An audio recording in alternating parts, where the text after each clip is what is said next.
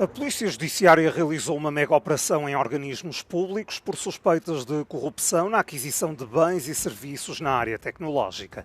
Foram feitas 75 buscas nas áreas da Grande Lisboa, Porto e Braga.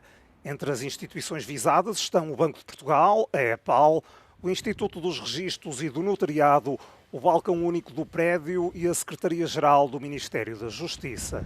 Segundo a PJ, entre 2017 e 2025, os suspeitos viciaram dezenas de procedimentos de contratação pública e privada num valor total de pelo menos 17 milhões de euros. Poderão estar em causa crimes como corrupção, fraude fiscal qualificada, participação económica em negócio ou falsificação de documentos.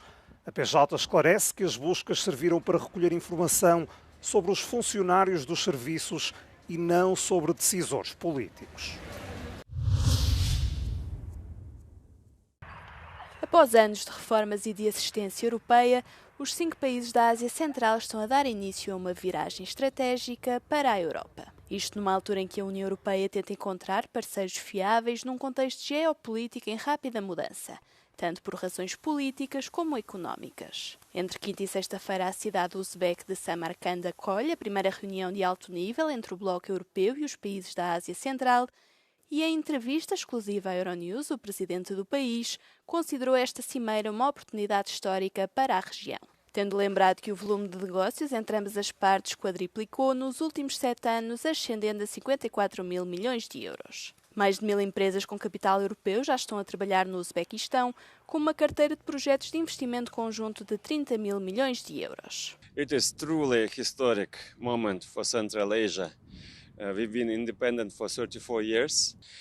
We celebrated this as a new step, as a milestone in our development.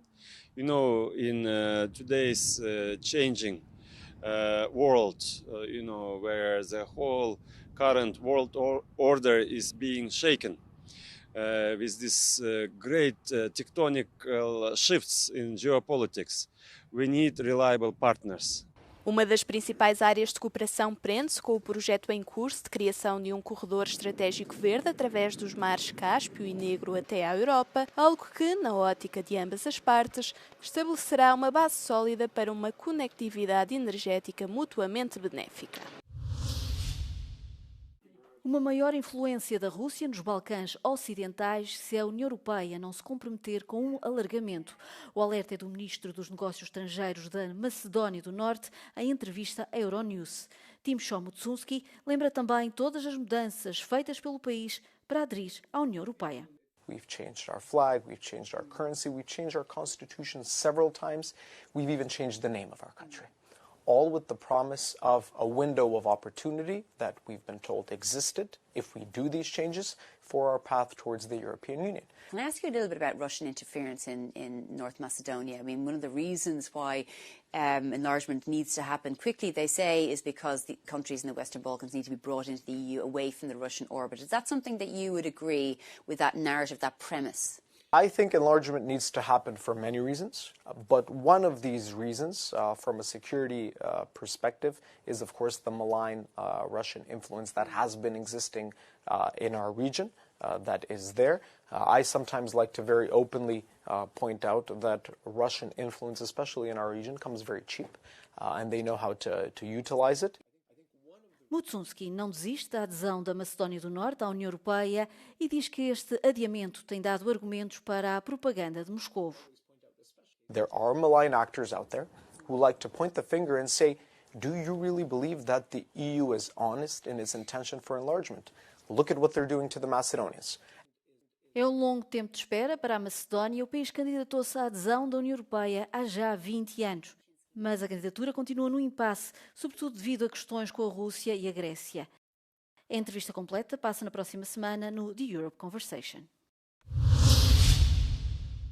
Ataques israelitas durante a noite mataram pelo menos 50 pessoas em toda a faixa de Gaza, informaram esta quinta-feira os responsáveis dos hospitais locais. A violência na faixa de Gaza tem vindo a aumentar à medida que as forças israelitas se apoderam de grandes áreas para estabelecer um novo corredor de segurança. Com a guerra a aproximar-se da marca dos 18 meses, a ofensiva israelita intensificou-se, uma vez que o governo de Netanyahu prometeu continuar até que o Hamas devolva os reféns restantes, se desarme e saia do território. A suspensão da entrada de alimentos, combustível e ajuda humanitária durante um mês está a deixar os civis a braços com uma grave escassez. Na cidade de Khan Yunis, no sul da faixa de Gaza, as autoridades dizem que 14 cadáveres foram levados para o hospital Nasser, incluindo 5 crianças e 4 mulheres. No hospital europeu chegaram mais 19 cadáveres, entre eles 5 crianças e uma mulher grávida. O hospital Ali da cidade de Gaza recebeu 21 corpos, incluindo 7 crianças.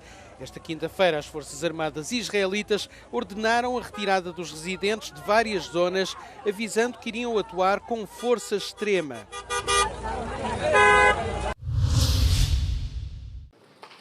A Hungria vai abandonar o Tribunal Penal Internacional. Nas palavras do primeiro-ministro Viktor Orbán, isso acontece porque o TPI se tornou um órgão político no qual um Estado democrático não tem lugar. As palavras foram proferidas na conferência de imprensa conjunta com Benjamin Netanyahu em Budapeste esta quinta-feira. You stand with us at the EU. You stand with us at the UN. And you've just taken a bold and principled position on the ICC, and I thank you, Victor. This is not only important for us, it's important for all democracies. It's important to stand up to this corrupt organization. Orbán diz que a Hungria tem tolerância zero para com o antissemitismo. Magyarország az elmúlt években szabadságszigete volt Európában, és a zsidó-keresztény civilizáció elszánt őre és zászlóvivője is. A sajtónak mondom, hogy a magyar zsidó közösség lélekszámát tekintve Európa harmadik legnagyobb zsidó közössége. És biztosan állíthatom, hogy ma ők vannak egész Európában a legnagyobb biztonságban. Antes da conferência de imprensa, Netanyahu foi recebido com honras militares no Castelo de Buda. No ano passado, o Tribunal Penal Internacional emitiu um mandato de captura contra o primeiro-ministro israelita por suspeita de genocídio. Mas Viktor Orbán deixou claro que Netanyahu não tem nada a temer na Hungria. Por ocasião da visita, o governo húngaro iniciou o processo de retirada do TPI. A Hungria ratificou o Estatuto de Roma durante o primeiro mandato de Orbán como primeiro-ministro há 25 anos. My fellow Americans, this is Liberation Day. Donald Trump anunciou imposto base de 10% sobre as importações de todos os países e taxas mais elevadas sobre dezenas de nações que têm excedentes comerciais com os Estados Unidos. As importações de bens da União Europeia ficam sujeitas a um imposto de 20%, com o presidente norte-americano a deixar sérias críticas ao bloco. So how can anybody be upset? They will be, because we never charge anybody anything, but now we're going to charge. European Union, they're very tough, very tough traders. You think of European Union, very friendly. They rip us off. It's so sad to see. Trump prometeu aos norte-americanos que os empregos nas fábricas regressarão aos Estados Unidos, mas as suas políticas arriscam um súbito abrandamento económico. For decades, our country has been looted, pillaged, raped, and plundered by nations near and far, both friend and foe alike. American steel workers, auto workers, farmers, and skilled craftsmen. We have a lot of them here with us today. They really suffered gravely. They watched in anguish as foreign leaders have stolen our jobs, foreign cheaters have ransacked our factories, and foreign scavengers have torn apart our once beautiful American dream. O anúncio de Trump ameaça alterar grande parte da arquitetura da economia global e desencadear guerras comerciais mais amplas. Parceiros de longa data, como a União Europeia, já reagiram. Von der Leyen diz que a Europa está pronta para responder.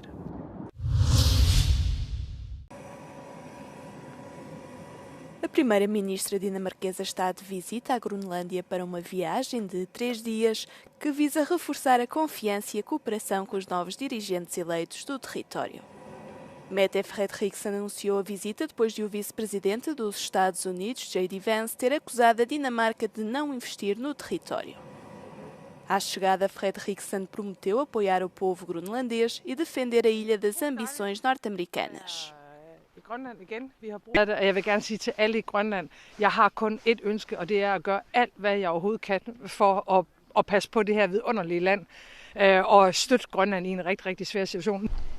A primeira-ministra dinamarquesa vai reunir-se com o novo líder da Groenlândia, que se congratula com a visita e diz que o território resistirá a qualquer tentativa de anexação por parte dos Estados Unidos. A Europol desmantelou uma das maiores plataformas de pornografia infantil a nível mundial. Foram detidos 79 suspeitos, 2 deles em Portugal, apanhados em flagrante delito. Trata-se de 2 homens de 28 e 35 anos, um tem nacionalidade portuguesa, o outro é estrangeiro. Um deles fica em prisão preventiva. Dos 39 menores resgatados, nenhum é português. Na plataforma criada em 2021, foram partilhados 91 mil vídeos. Pelo menos 7 pessoas morreram depois de um barco que transportava migrantes da Turquia para a ilha grega de Lesbos se ter virado, de acordo com a Guarda Costeira da Grécia. Os corpos, incluindo de 2 crianças, foram recuperados nas operações de busca e salvamento. 23 pessoas foram resgatadas com vida e levadas para um hospital próximo. A operação está a decorrer com 3 navios da Guarda Costeira, um helicóptero da Força Aérea e um barco próximo. Estão a vasculhar a área em busca de mais vítimas potenciais.